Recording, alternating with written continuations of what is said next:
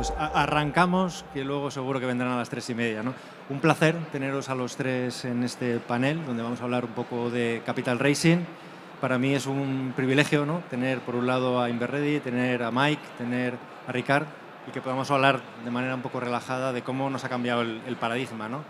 Yo creo que si miramos para atrás, pues 2021 pasó y fue un año realmente excepcional en cuanto a capacidades de levantar capital. Mirado en perspectiva, 2022 no ha sido tan malo, ¿no? Y si realmente quitamos algunas operaciones que ha habido, pues, más simbólicas, incluso en España, pues algunos sectores han crecido. Y yo creo que 2023 nos ha traído esa realidad que todos pensábamos que no iba a llegar, pero que tenía que llegar, de ajuste, ¿no?, de esfuerzo adicional al que venís haciendo tradicionalmente las compañías o el que venís haciendo los VCs, y es un poco de lo que quería hablar con vosotros, ¿no? Yo me gustaría un poco, dado que tenemos las dos visiones, ¿no?, las visiones de los emprendedores, de compañías como vosotros que estáis haciendo, que habéis hecho fundraising, que sabéis lo difícil, y por otro lado, de un VC como Inverready, pues empezar por esa pregunta, ¿no? Oye, desde la perspectiva de un VC, ¿no?, ¿cómo ha cambiado vuestra visión en 2023 de lo que es el proceso de inversión en términos generales, ¿no? Sí, bueno, gracias por invitarme a este panel. La verdad es que, bueno, es lo que decías, ¿no? Cuando lo pones un poco en perspectiva, no todo es tan malo como parece, ¿no? A veces el mercado público, pues, es muy sensible, ¿no? Y en el mercado privado, pues, siempre llega un poco más tarde, ¿no? Y además, si miras el 22, es verdad que no fue un año bueno, pero yo siempre digo, ¿no?, igual fue más excepcional el 21 que el 22, ¿no? Y si el 21 hubiera sido un poquito menor, pues el 22 comparativamente con el 2019, pues igual no hubiera sido tan malo, ¿no? Yo creo que lo que estamos viendo es un poco una vuelta a lo que era más normal, ¿no? O sea, antes de la pospandemia, ¿no? Pues en cuanto a valoraciones, en cuanto a rondas, ¿no?, que se hicieron a tamaños muy grandes, ¿no? Y que ahora, pues, eran poco justificadas, ¿no? Y ahora, pues, hemos vuelto un poco a lo que era más normal, ¿no?, antes de la pandemia, ¿no? Ricard, doy el salto para el otro lado. Oye, vosotros que conocéis muy bien el sector VCs, lo que es levantar capital, ¿cómo estáis viendo este primer trimestre del 23 comparativamente con lo que esperabais el año pasado para 2023, ¿no? Lo primero, Antonio, gracias por invitarme. Lo que nosotros estamos viendo desde el lado de la compañía es que sigue habiendo actividad, hay muchos fondos para hacer deployment. Lo que sí que es verdad es que el benchmark y el referente es mucho más alto, ¿no? Vemos fondos mucho más exigentes, con mucho más racionales, menos emocionales. Y al fin y al cabo lo que también vemos es que esto es difícil de poner todo en una sola foto, ¿no? Que hay compañías de todo, hay fondos de todo, sigue habiendo rondas locas, obviamente muchas menos, pero lo que nosotros estamos viendo es importante, que es esto, ¿no? Tienes que subir mucho tu nivel para mantener el listón y vemos esto mucho más enfocados en rentabilidad, en márgenes, en modo de negocio eficientes en términos de capital y sí que es verdad que vemos una foto distinta a lo que había antes. Y Mike, ¿no?, pregunta provocadora, y luego te daré el dato que esta mañana decía en una mesa. ¿Cuánto se han ajustado las valoraciones, ¿no?, en tu opinión? ¿Qué estáis viendo en cuanto a lo que os dicen los VCs, los inversores, los family office, que tu compañía tiene un ajuste de valoración, ¿no? Vale, perfecto. Pues gracias, Antonio, por la invitación. La verdad es que cuando toco la subida de tipo de intereses, ¿no?, hemos visto la valoración de startup de bajar de un 50% a nivel mundial y siempre seguimos las noticias americanas, más o menos, ¿no? Nosotros fundadores, y siempre nos inspiramos de lo que pasa ahí porque sabemos que nos va a tocar más o menos 6 meses más tarde. Y en ese sentido no sabíamos, bueno, en qué sentido nos iban a comer un poco el mercado, porque veíamos unas bajadas de valoración, pero con múltiples mucho más altos, ¿no? Y nos hemos dado cuenta que en España habían muchos fondos que básicamente estaban a punto de acabar su periodo y abrir otro periodo, y hemos visto que tenían también complicaciones con los LPs para levantar la próxima etapa, ¿no? Y en ese sentido nos ha costado un poco de tiempo en entender el impacto en España. Nos hemos dado cuenta que en Series B el impacto era mucho más alto que en rondas anteriores, y gracias a esto para nosotros el timing ha ido bien. Creo que para Ricard, bueno, también el timing ha ido bien, y es ahí donde vemos que la parte suerte también tiene importancia en la parte de montar empresas, ¿no? En ese sentido, a nosotros no hemos visto un recorte a nivel de valoración porque tenemos una atracción fuerte, pero hemos visto, y lo hemos hablado antes, ¿no?, a nivel de fintech y muchos otros sectores, la subida de tipo de intereses ha impactado la valoración, y ahora básicamente, y es el discurso que llevo yo en interno, la eficiencia tiene mucho más importancia que en el pasado, y para conseguir levantar el mismo importe hay que a veces, bueno, ser 2 veces más eficiente. Esta mañana decían que las valoraciones habían caído un 40%. y que para muchas compañías la ronda A sería la última que hicieran, ¿no? Es decir, esto de hago una ronda A, luego una ronda B, una ronda C, pues igual ya no era así, ¿no? En ese sentido, ¿no? Y vuelvo al mundo del VC. ¿Cómo ha cambiado lo que es el proceso, ¿no? El funnel, si quieres, de detectar oportunidades? ¿Qué cosas miráis ahora? ¿A qué estáis poniendo más atención comparativamente con el 2021 o el 2022 en cuanto a los proyectos que veis, ¿no? Yo creo que los fondos estamos haciendo lo que deberíamos haber hecho siempre, ¿no? O sea, yo, por ejemplo, ahora, ¿no? O sea, hace un año decía, ¿no? Que la compañía entre ronda y ronda eran 12 meses. O sea, eso es un error. O sea, el VC siempre tenía que haber buscado mínimo 18 meses, ¿no? Si buscabas compañías con otra tendencia, pues bueno, te impacta en que pueda pasar esto, ¿no? Pues que en un momento donde las rondas van más lentas, ¿no? Pues te quedes sin runway, ¿no? Y lo mismo para el tema de los KPIs, ¿no? O sea, pues que ahora parece que los VCs miran mucho más las métricas de eficiencia, ¿no? Se miran mucho más si están más cerca de la rentabilidad. Esto se debería haber hecho siempre. Lo que pasó es que, bueno, durante un tiempo donde hubo muchos fondos, mucho dinero, más competencia para entrar en compañías, pues esto igual pues no se miró tanto, ¿no? Nosotros en este sentido estamos poniendo foco en esto, o sea, en lo que hemos hecho siempre, compañías en nuestro portfolio les estamos pidiendo mínimo que tengan más de un año de runway para la siguiente ronda, por tanto estamos buscando compañías que tengan más de un año de runway de cara a la siguiente, ¿no? Porque sabes que pues si más o menos tardarás un año o año y medio en justificar métricas para levantar la siguiente y además que cuando estás en fundraising tardas 6 meses, ¿no? En cerrarlo, pues ya sabes que mínimo son 18 meses, ¿no? Lo que tienes que tener. Entonces, bueno, esto es un poco lo que estamos enfocando más, ¿no? En cómo van a hacer ese uso de la ronda, ¿no? Y, Ricard, ¿eso quiere decir que estamos normalizando el sector, que el sector se está haciendo mayor y que de alguna manera esas métricas, ¿no? Como decía Adrián, esos KPIs, pues que en otros sectores son normales, ¿no? En el de private equity, en el de M&A tradicional, están para quedarse y por tanto vamos a esa profesionalización un poco del sector del venturing? ¿O tú crees que, bueno, pues el venture será siempre venture? Yo creo que todos son ciclos y sí que es verdad que o sea, solemos aprender de nuestros errores, aunque eso no siempre es la máxima.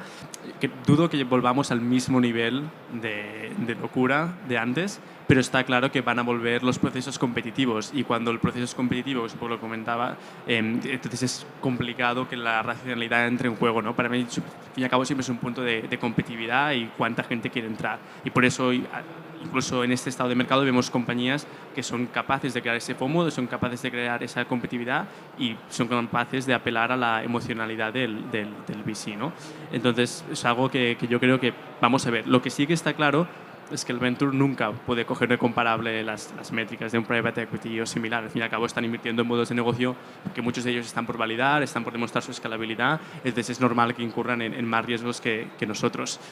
La parte en la que yo estoy optimista, el otro día salió un estudio de Price que decía que, no me acuerdo el dato exacto, pero en un porcentaje muy importante, las operaciones que se cierran durante la parte baja de los ciclos, o sea, en downturns, siempre son mucho más eficientes, obviamente, por un tema de exigencia, que las que salen en mercados más bullish, ¿no? Entonces, en esa parte estamos optimistas de las pocas compañías donde sí que vamos a ver operaciones relevantes en los próximos meses.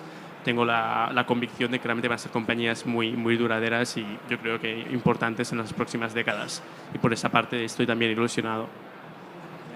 Y Mike, creo que antes lo has comentado, ¿no? Pero ¿qué tipo de rondas estás viendo vosotros que están siendo más afectadas, ¿no? Yo creo que lo que decíamos antes, ¿no? En 21 levantar tu primer millón de euros era relativamente fácil. Si habías levantado 20, levantar 50 adicionales también era fácil. Oye, para 2023, ¿dónde ves tú que realmente va a haber más tensión en esos tamaños, ¿no? Y no mires para atrás que está puesto. Vale.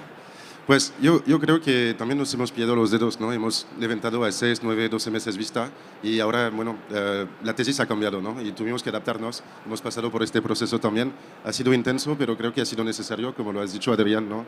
Teníamos que volver a fundamentales que tenían más sentido para un mercado económico que pide rentabilidad al fin del proyecto, ¿no? Y en este sentido creo que ¿cómo nos ha impactado? Nos ha impactado porque tuvimos que dividir la ronda en tramos, ¿no?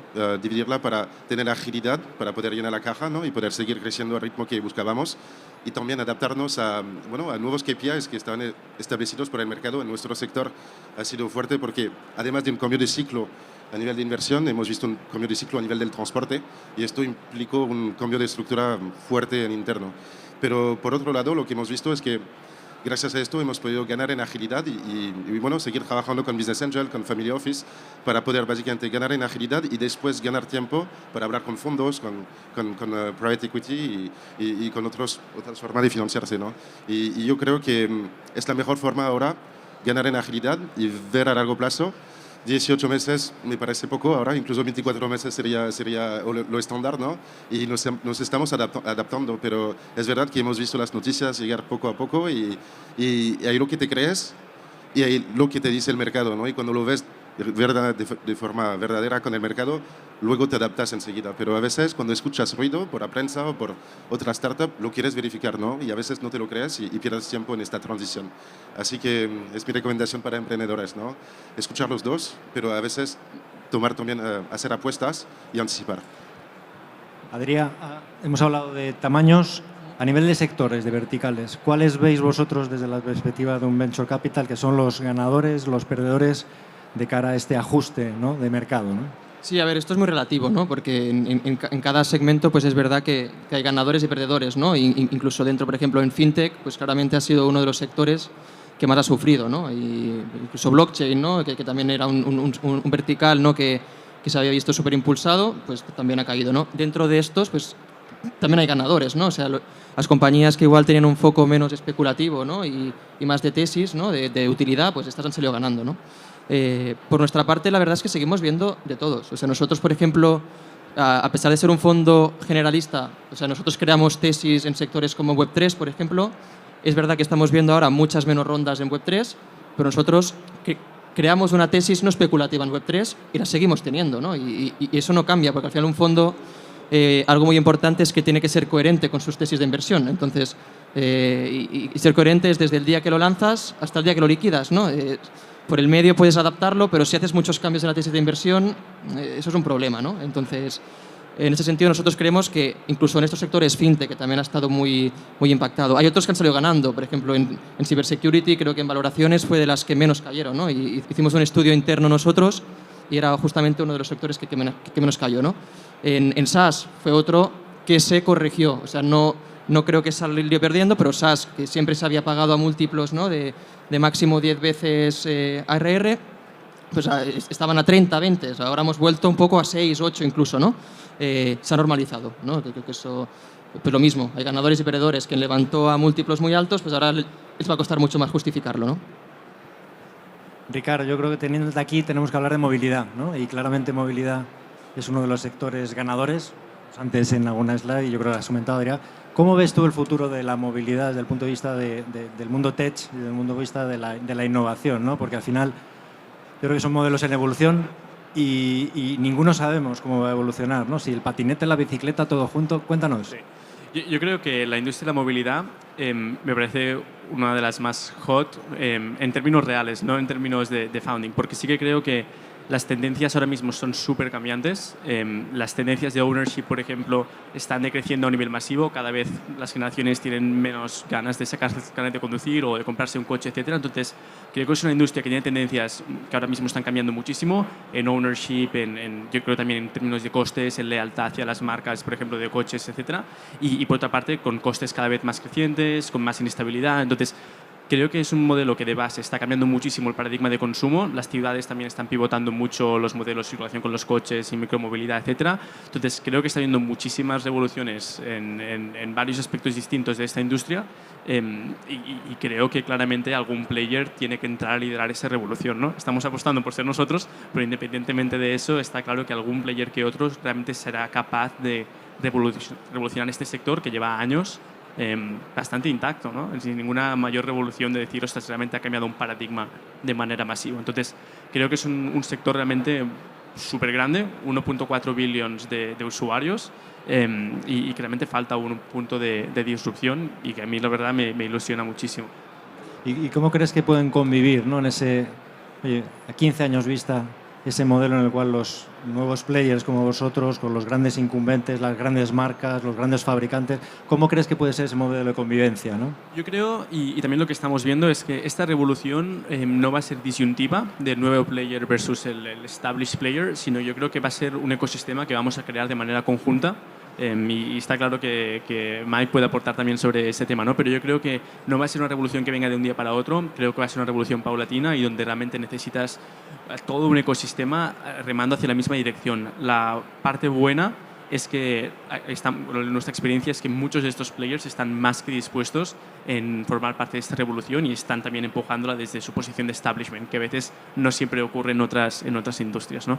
Pero seguro que Mike... Sí, Mike no se va a liberar, ¿no? Porque hablar de movilidad, de transporte, de logística, de servicio, pues es Mike y Stener. Misma pregunta, ¿no? ¿Cómo crees tú que es ese modelo? ¿Qué puede aportar una compañía como nosotros, un challenger dentro de ese sector? ¿Cómo son esas sinergias? ¿Cuál es ese modelo de transporte a futuro que desde Teners veis, ¿no? Sí, bueno, yo primero conectaría movilidad y bueno, lucha contra el cambio climático. Al fin tenemos una necesidad de sostenibilidad muy fuerte ahora mismo y van de la mano, ¿no? Y creo que el cambio de modelo de negocio hacia menos ownership, como lo comentaba Ricard, también va de la mano. Y en este sentido, en mi sector, el sector del transporte de mercancía terrestre, ¿no? Nos hemos dado cuenta que, bueno, está basado, todo el modelo de ciudad que tenemos nosotros en Occidente y en el mundo entero está basado en un modelo de camiones, ¿no? Sin camiones no hay ciudades y uno de cada 3 camiones transporta mercancía alimentaria, ¿no? Y en ese sentido creo que los antiguos players como los nuevos tienen que ir de la mano, tienen que, bueno, innovar cada uno de su lado, pero innovar juntos para buscar las soluciones que tendrán éxito en el futuro. Hemos visto muchas soluciones como el Hyperloop, tomar tiempo, por ejemplo, en escalar, ¿no? Y cuesta mucho. Y hemos visto otras soluciones como, por ejemplo, la micromovilidad, desplegar de forma rápida, ¿no? Así que creo que tanto las autoridades públicas como el sector de las startups y las grandes empresas tienen que ir de la mano, adaptarnos a un mundo que va a requerir menos petróleo y en ese sentido vamos a tener que buscar nuevas formas de transportar nuestra mercancía y nosotros mismos. Y bueno, hemos visto pocas soluciones que aportan soluciones a largo plazo para rebajar la huella de carbono. Estaba en la COP27 en Egipto en noviembre y nos damos cuenta que bueno, el nivel del mar va a subir de 80 metros en 2100. Así que si queremos actuar ya, no podríamos ya producir más emisiones de carbono. Así que para mí la movilidad va de la mano con la sostenibilidad y si queremos tener éxito será a través de este camino. Está claro. Y volvemos, si queréis, al mundo del capital raising, pero ahora desde la perspectiva, Adrià, de lo que sería el VC, ¿no? Hemos visto que el dry powder, ¿no?, está en récord, da la sensación de que levantar dinero para vosotros es fácil, para vosotros es más complicado. ¿Cómo ves el 2023 también desde la perspectiva de fundraising para los fondos y cómo eso va a ser luego drenado, ¿no?, si queréis, hacia la economía real que la necesita de las startups, ¿no? Sí, a ver, yo creo que es verdad que ahora mismo parece que no es el mejor momento, ¿no?, para hacer fundraising para los fondos, sobre todo porque los LPs de un fondo también tienen exposición, ¿no?, a los mercados públicos que son los que más afectados han estado, ¿no? Y entonces, pues bueno, este tipo de inversor es verdad que es más sensible, ¿no?, a todo lo que pasa. Sin embargo, al final, también es verdad que hay muchos fondos que se han levantado estos años, ¿no? O sea, 2020 creo que fue uno de los años donde más fondos se levantaron, ¿no? Y al final también para las compañías es lo que decimos, o sea, si entiendes cómo funciona un fondo, sabes que un fondo tiene 5 años para invertir y 5 para desinvertir, ¿no? Y un fondo puede hacer un montón de errores, ¿no? Pero hay dos principalmente. Uno es invertir mal y la otra es no invertir, porque hay unos fees que vas cobrando, ¿no? Y luego, ¿qué haces si no lo inviertes, ¿no? Entonces, los fondos seguiremos invirtiendo. Y sí que es cierto que, bueno, pues igual no se harán las locuras que se hacían antes, ¿no? Y de cara a nosotros también es un trabajo, ¿no? O sea, los fondos que hicieron fundraising hace 2-3 años, ¿no?, y que dentro de 2 más tendrán que hacer otra vez el siguiente fundraising, pues igual les costará más justificar el valor de su cartera, ¿no?, que los que lo han hecho mejor durante estos años, ¿no? Entonces ahí también es un legacy que vas acumulando, ¿no? Si has pagado valoraciones muy altas al principio, pues igual te costará más luego justificar el siguiente fondo, ¿no? Pero bueno, yo creo que al final el LP del VC, cuando invierte en Venture Capital, es para tener una parte de su cartera en un activo, ¿no?, que te da esa alfa, ¿no? Entonces, si al final yo creo que ese criterio nunca va a cambiar, porque, o sea, se seguirán teniendo pues el 90% de sus carteras en otros activos más líquidos, ¿no? Y el Venture Capital seguirá siendo para esto, ¿no?, para dar este upside. Sí, yo creo que la buena noticia, ¿no?, es que hay casi 60 billion de dry powder disponible para vosotros, que efectivamente el producto alternativo, como lo vemos desde CaixaBank, pues cada vez va cogiendo un peso relativo, ¿no? Desde la perspectiva, volviendo a lo que serían las compañías tecnológicas, ¿no?, la parte de VC pues es una parte del león del fundraising, luego están los family office, están los corporate VCs. ¿Cómo veis que en cada uno de estos 3 grandes bloques, ¿no?, ha cambiado el paradigma, ¿no? Es decir, ¿qué estáis viendo más lejos, más cercanos, más acompañándonos en este proceso, ¿no? Vale. Ricard, perdona. Y luego, Nosotros lo que sí que estamos viendo es que mucho el PI cada vez se está acercando más a las compañías. Entonces, la parte del VC, que yo personalmente soy muy fan del modelo Venture Capital, pero lo que sí que estamos viendo es que family offices, high individual net worth, que se acercan más a las compañías, ¿no? Esto sí que estamos viéndolo y creo que es algo positivo también. Entonces, en esa parte me parece muy interesante y creo que también los corporate venture capital han ganado una ventaja competitiva muy buena en este landscape porque son fondos que también tienen la capacidad de accionar deals directos, ¿no? y impactar a la compañía no solo en founding, sino también en revenue o en márgenes, etc. Entonces, creo que es una oportunidad muy buena para mucho de esta tipología de fondos, especialmente para mí los corporate venture capital, y eso también para las compañías es súper bueno. Tener un panorama y un landscape más amplio del que elegir me parece algo súper saludable, ¿no? Entonces, es un poco lo que estamos viendo nosotros. Yo seguiré apostando por el modelo venture porque es el que nos gusta y que creemos que a la larga es más útil, pero que se ha abierto un landscape súper grande de posibilidades y eso es muy positivo.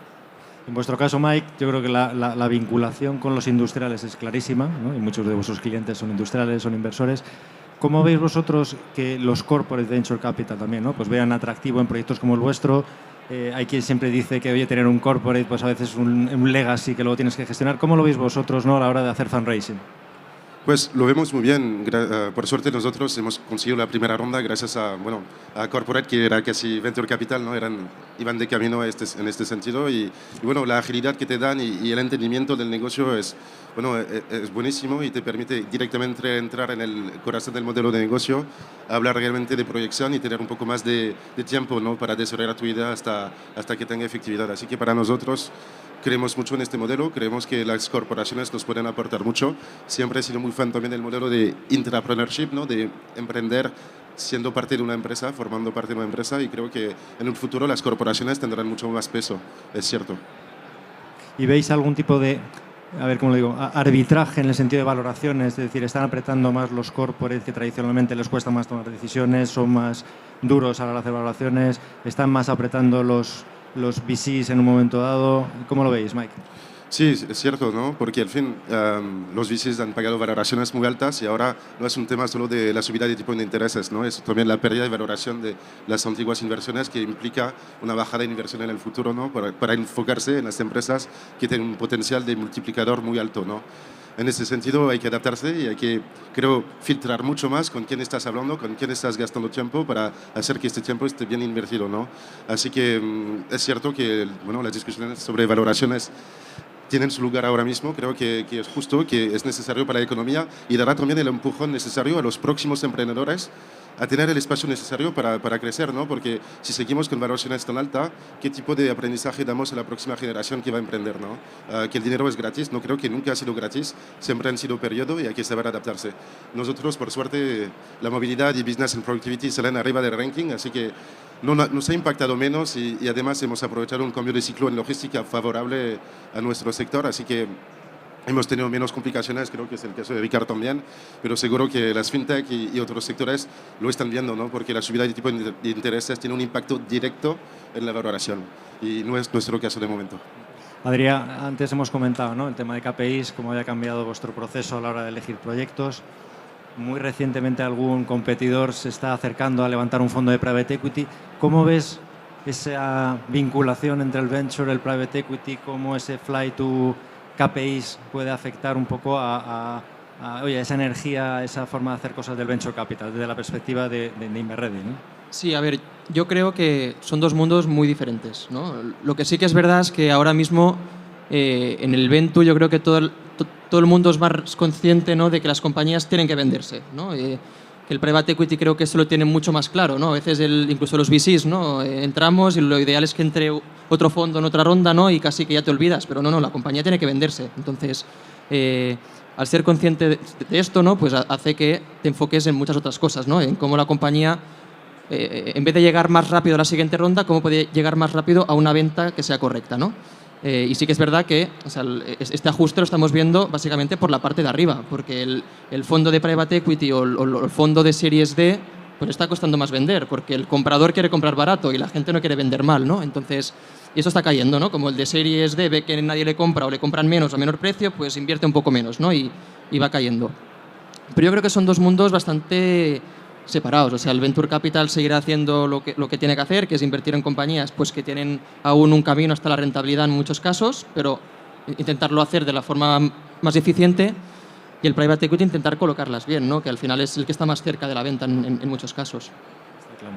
Listo. Cambiamos de fundraising y viendo un poco este ambiente, ¿no? Y tal, ¿cómo veis la lucha por el talento, ¿no? Que es una cosa que a mí me interesa mucho y que cuando vienes aquí ves tanta energía, tantos proyectos, tanto esfuerzo. ¿Y cómo veis que en este cambio de paradigma en el cual 2023 va a ser más complicado, cuesta más levantar dinero, muchos proyectos se van a quedar por la estacada, ¿cómo veis a vosotros, cómo veis todo esa capacidad de atraer gente que siga poniendo esa energía, ese esfuerzo dentro de lo que es una carrera como es la del Venture Capital en un entorno cambiante? No sé si menos sexy o con menos visibilidad, más blurry, como decían esta mañana, ¿no? Ricardo. Sí, yo creo que esta situación de mercado es algo que ayuda muy positivamente en términos de talento a las compañías, por dos motivos. Primero de todo hemos visto, por desgracia, mucho talento que ha salido de compañías y se ha puesto otra vez en el mercado, o muchas grandes tecnológicas mandando deal flow de talento. Entonces, creo que esto es una oportunidad muy positiva para atraer parte de ese talento. Y luego hay otra parte muy positiva, creo que un poco el hype en el momento más álgido del mercado había maleducado en el sentido correcto de la palabra, al talento en unas expectativas incorrectas de lo que es una startup. Una startup son sueldos bajos, una startup es mucho riesgo y una startup tiene un seguido de cosas muy positivas y un seguido de cosas no tan positivas. Y parecía ser que había quitado una parte importante de las cosas no tan positivas de lo que era una startup y la gente esperaba unos sueldos y esperaba un riesgo que no es la realidad de lo que es una startup, ¿no? Entonces creo que ha habido un reajuste de expectativas positivo para las compañías y una capacidad de tener mucho talento que por suerte tenemos, porque si no era una lucha imposible. O sea, no sé también, Mike, por tu experiencia, ¿no? Pero para nosotros llegó en el punto álgido, realmente atraer talento y sobre todo talento técnico te da un reto espectacular. Y sigue siéndolo a día de hoy. O sea, el talento top siempre es un competido y siempre tiene este reto, ¿no? Pero sí que vemos por la parte positiva que realmente estamos en un punto bastante bueno ahora mismo. Sí, Mike, misma pregunta, ¿no? Vemos que las tecnológicas, Amazon ha despedido no sé cuántas personas, Twitter no sé cuántas, sector de Venture Capital está haciendo un cierto ajuste. ¿Cómo veis vosotros a la hora de, oye, compañía que sí que está creciendo un montón, que tenéis que atraer talento? ¿Cómo estáis viendo esa batalla para atraer perfiles que igual están un poco, como decía Ricardo, desencantados con esa historia que les venían contando, etcétera, etcétera, ¿no? ¿Cómo lo veis? Pues primero creo que empieza con la parte interna, ¿no? No retenemos el talento, lo invitamos a quedarse. Creo que es una diferencia bastante importante para que estos talentos se sientan cómodos, ¿no? Y se sienten que tienen la capacidad de evolucionar en la empresa. A nivel de la estrategia, nosotros siempre hemos querido apostar a largo plazo. Vemos que el talento se consigue y se convence, ¿no? A largo plazo, a veces a través de varias empresas, ¿no? Así que creo que el pipeline es la clave aquí. Es un poco como las ventas, ¿no? Tenemos que primero asegurar que el pipeline está lleno de candidatos que nos gustan y seguro ponerse a nosotros mismos en pregunta, ¿no? Y intentar pensar cuál es el tipo de talento de nivel A que queremos, ¿no? Y a veces el emprendedor, y sobre todo en España y en países más pequeños, tenemos la tendencia de pensar pequeño, ¿no? Y hay que pensar en grande y ver de quién está compuesto el mercado y intentar tener una estrategia que tenga coherencia y consistencia con la estrategia de la empresa, ¿no? Y es tenso porque es complejo. Hablamos de personas, no hablamos de activos, ¿no? Y en este sentido puede tomar años, pero creo que las empresas que tendrán éxito en el futuro serán las que actúan contra los ciclos y piensan a largo plazo. Penúltima pregunta, si me dejan, y para irme con deberes. ¿Qué tenemos que hacer la banca comercial convencional para estar más cerca de vosotros, para que nos veáis parte del ecosistema? ¿Qué nos pedís, ¿no? ¿Qué me llevo en la libreta? Ricardo, empiezas por aquí y vamos por allá. ¿Cuánto tiempo tenemos? Un minuto. Un minuto. No. Yo creo que la banca está haciendo un trabajo de transformación súper importante. Creo que es un sector que de manera constructiva tenía varias cosas donde se podía mejorar, pero nosotros estamos viendo mucho más, creo que estas oficinas especializadas, el caso de Day One con Caixa, etcétera, realmente nos dan mucha más proximidad a compañías como la nuestra, ¿no? Yo creo que es un poco buscando esto, el acercamiento en la parte tecnológica, un poco en la flexibilidad. Creo que, y quizás sería el punto principal, sigue habiendo muchos procesos no digitales que realmente quitan foco o quitan tiempo, y creo que ahí aún queda mucho espacio, ¿no? Pero yo creo que es eso, si podemos encontrar, al fin y al cabo la banca juega un papel clave en la sociedad, si podemos encontrar maneras de juntar estas fuerzas y hacer despegar compañías, pues creo que sería brutal, ¿no? Entonces es caminar en esa dirección, al menos por mi parte. Mike, tienes 30 segundos, me dices. Vale, yo para mí he sido bastante sorprendido porque he montado un negocio tradicional, así que tenía otro tipo de relaciones con mis bancos en esta época y creo que la proposición de valor que tenéis en la Caixa, por ejemplo, es bastante buena porque os pongáis en nuestros zapatos, intentar entender nuestras necesidades es importante, venir a visitarnos también es muy importante para entender lo que queremos hacer y creo que una parte, bueno, un poco de sueño sería que nos ayudáis en hacer un poco de lobbying, ¿no? Para que quitamos un poco de burocracia en este país porque creo que ir al notario cada vez que tenemos que hacer una ronda, vemos que por ejemplo en Estonia, y lo he hablado con inversores esta mañana, ya no es necesario, ¿no? Y creo que podemos avanzar mucho en este sentido y tenéis mucho más influencia con los poderes políticos y públicos que nosotros, así que sería la pista. Adrián, desde la perspectiva de los ventures. Bueno, claro, nosotros estamos un poco más como vosotros también, ¿no? Yo creo que al final el emprendedor lo que quiere es que el inversor, ¿no? O el financiador, como puede ser un banco, esté cerca, ¿no? Y que vean un igual, ¿no? Que no vean que hay una diferencia muy grande, ¿no? Entre ellos y el inversor, ¿no? Y esto al Venture Capital también nos ha pasado, ¿no? O sea, que a veces parece que estamos muy lejos, ¿no? Y esto es lo que buscan y creo que, por ejemplo, pues en vuestro caso lo estáis haciendo, ¿no? Cada vez estar más cerca, pues que vean que hablamos el mismo idioma que ellos, ¿no? Que no somos gente tan diferente, ¿no? Pues que hay gente también que vende del mundo emprendedor, ¿no? Y creo que esto es lo que más valoran, ¿no? Y creo que, pues que la banca también ha visto, ¿no? Que os adapta hacia allí o es muy complicado esperar que ellos se adapten a nosotros, ¿no? Esto no va a pasar, por seguro. Muy bien, pues no tenemos más tiempo. Muchas gracias a los tres. Un verdadero placer teneros aquí. Gracias de nuevo. Nosotros. Y damos paso a los siguientes. Gracias. Gracias, Antonio.